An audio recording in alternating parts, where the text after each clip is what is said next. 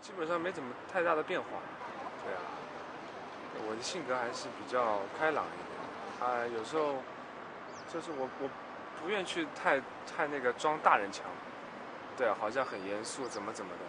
我觉得我和队里的那一些师弟师妹们啊，或者师兄们，还是很客气，还是平时闹一闹、玩玩、开玩笑，大家比较友善一点，这样比较好一点。